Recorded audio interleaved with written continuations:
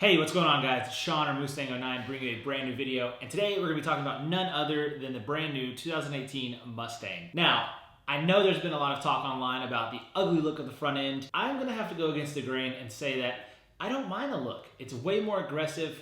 Sure, the front end noses down just a little bit too much for my liking, but everything else looks great. It's like dating. You can't always go about the outside appearance and how they look, and there's a lot more on the inside.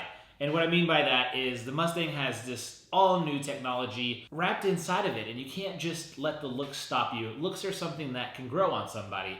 Now, the inner package and the personality of the vehicle is something that, sure, you can change on your own, but if it's not all there, then it's not going to make it worth a car worth buying. Some of the new components that are online, and I'm over here at Road and Track just kind of getting a feel for some of the stuff that they've been talking about. The horsepower gains on the V8 and the EcoBoost, but they're and how they're getting those gains. So of course you've got to get base model with base model lined up, and that's Mustang versus Camaro versus Charger or Challenger, and the horsepower numbers just keep growing. You've seen it throughout the years. As new cars come out, horsepower goes up.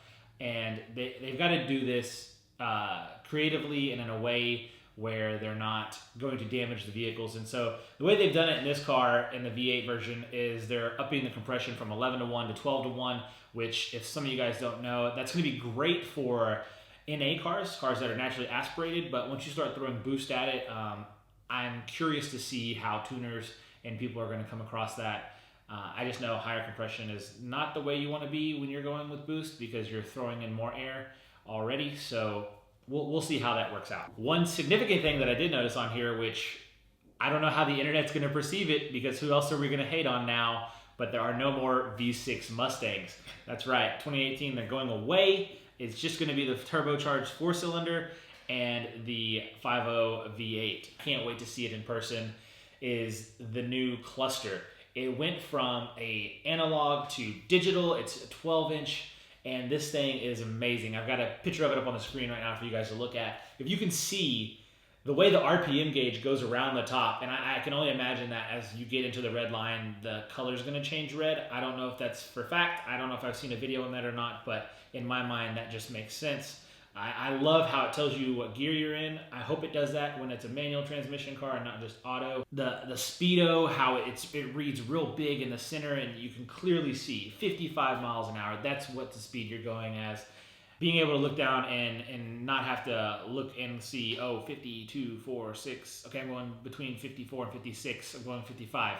And I know it's not that complicated, and you can do it a lot faster in your head. But just to be able to look down and visually see a big 5.5 staring back at you makes life easy. This is just all very visually appealing to me. I love it. I hope there's some aftermarket that comes out to update the older cars like mine, like a 2013. If I could do something like this in my car and I don't have to do like a race pack and it can be an OEM upgrade, man, this thing's awesome.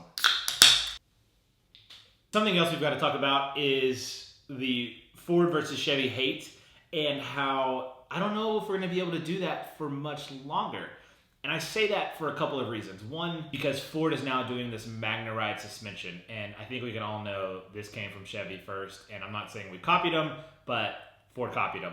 And if you read a little further in this Road and Track article, which I'll link in the description below, it's actually got some quick info, something that's really good to read. The new option for the automatic in the new Mustang, it's adding a 10-speed option in the auto.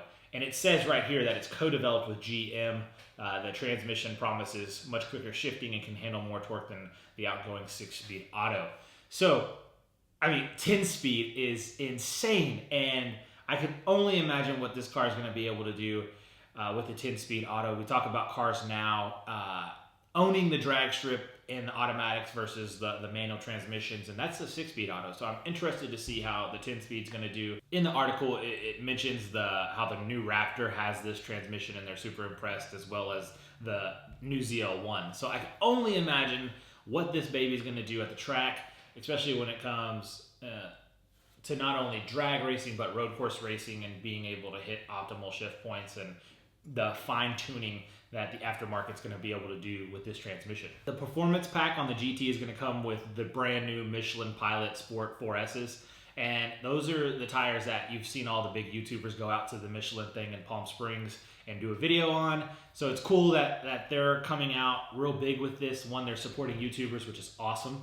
And two, that they're supporting new performance cars with these. I don't know about you guys, but every Mustang I've bought brand new comes with those Pirelli tires, and they're absolute garbage. I can't stand Pirelli. It's just not for me. And I know it says in here that EcoBoost is gonna stick with that, but it's just, I like my Nittos better than any Pirelli I've owned, and even the factory Goodyears that came on my Focus ST, I would say were better than the Pirelli P0s. Another thing that I found interesting in this article is they talk about a new active valve performance exhaust, which works when you rev the throttle up or and it's not as high, or when you go on the higher RPMs, it opens it up more, it lets it breathe, it gives it a deeper, more aggressive tone. We've seen this in the higher end sports cars, mainly like luxury performance. BMWs have them, I know.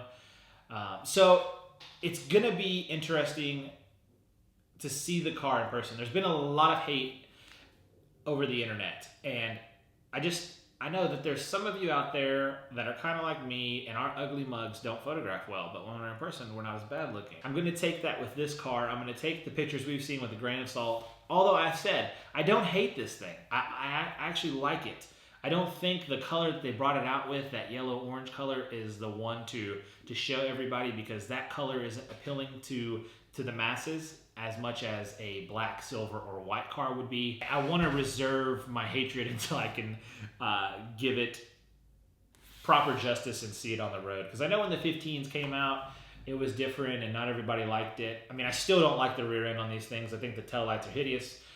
So that's something we're probably going to have to agree to disagree on. I love my tail lights better than these tri-bars, and I know that that's more of the old school style, but I don't like the new rear end. I don't like the 15, 16 rear end. It's just not really my thing. I like the blacked out look on the 13 to 14 S197s. That's going to do it, guys. I mean, I know I'm just kind of scrolling through an article here, but I've done some reading, and I just kind of wanted to give my opinion on what I think the car is good at, what it's going to be bad at, if it's ugly, if it looks good. I'm interested to hear your comments down below. I know this front end, man, a lot of people don't like it. And it's more aggressive than I think we're used to seeing out of the Mustang.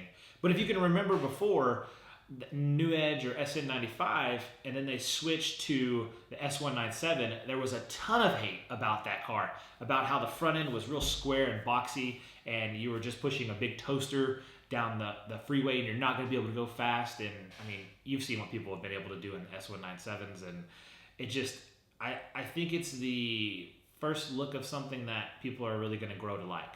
So interested to hear your comments down below. Like I said, as always, if you like the video, make sure to hit the like button, and if you haven't already, hit subscribe. We have new videos coming out every Monday and Thursday at 4:30 Central Time, and I look forward to seeing you guys back here very soon. And we even sneak a little bonus video in on the weekends occasionally, something that you can look forward to as a surprise. So other than that, guys, it's been Sean or Mustang09, and we look forward to seeing you here on the next video on this channel, something like that. Take it easy, boys. We'll see you next time.